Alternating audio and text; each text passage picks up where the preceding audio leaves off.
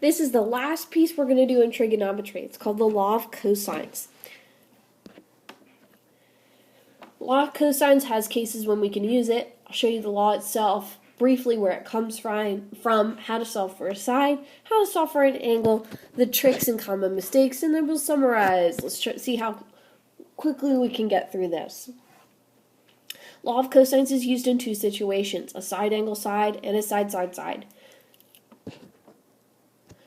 The law of cosines looks more complicated than the law of sines, and some people find it a little bit trickier. You should write down all three of these, but just keep in mind that not every problem uses the letters A, B, and C. Here's the thing that I always remember. I don't always remember like A, B, and C, but I remember that if this letter, whatever this letter is, it matches this letter over here.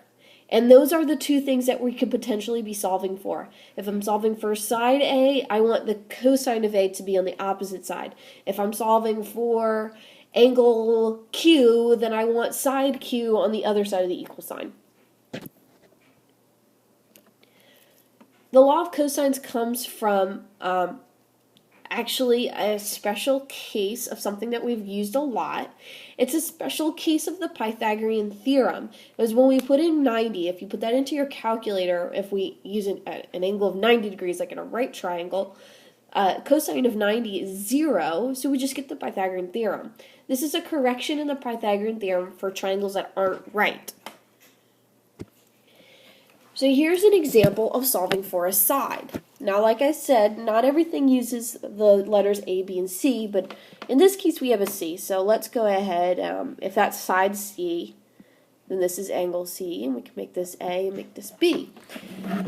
As I mentioned before, whatever I'm solving for should be the letter on the end. So side C squared equals A squared plus B squared minus 2AB cosine C. Until you get good at it, write it out with the letters first and then fill in the information. C squared is still our unknown, so I don't fill anything in there. A squared is 15 squared. B squared is 10 squared.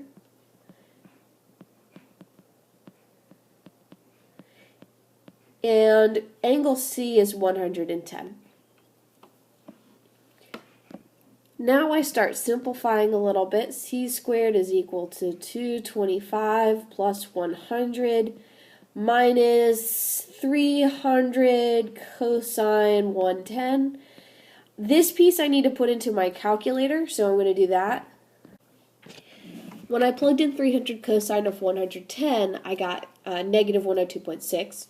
So now I'm going to do 225 plus 100 minus a negative. Be careful about that. Make sure you're careful with your signs. And I now get to a number for C squared, which of course means I'm not done because I want C by itself, but C squared is equal to 427.6. I'm going to take the square root of that number.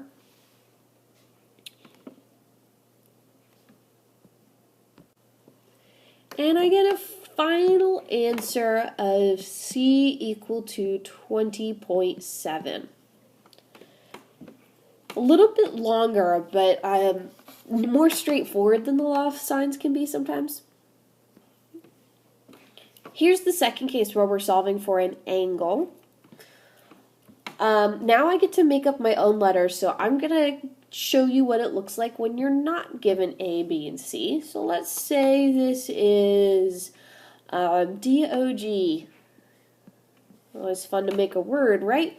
I'm solving for angle D, so side D is going to be the side that's by itself. So D squared equals, doesn't matter what order we do these in, O squared plus G squared minus 2OG cosine D. So the unknown gets its position at the end there.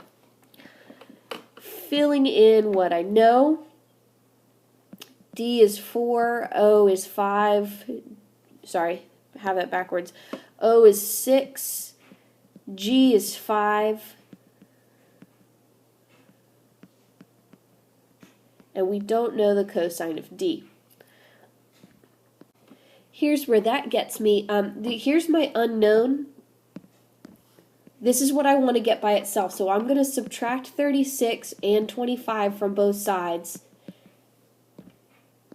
And that gets me negative 45 on the left-hand side, which I'm now going to divide by negative 60, and I get 0.75 equals cosine of d. And so since I know the cosine of d is 0.75, I'm going to take the inverse cosine of 0.75, and I get 41.4 degrees for d. If I went too fast, make sure you rewind and jot down all of the work for that. Like I mentioned before, I always try law of sines first and then switch to law of cosines if that didn't work. Please remember your order of operations. There's a really common mistake where people try to combine unlike terms. If you do it exactly the way I just showed you, you won't come across that mistake. And finally, don't forget to take the inverse cosine at the end. Otherwise, you'll get a decimal answer for the angle and it won't look right. You might want to just jot down when we use the law of cosines and the two things that I just mentioned we should do to keep when you solve for an angle.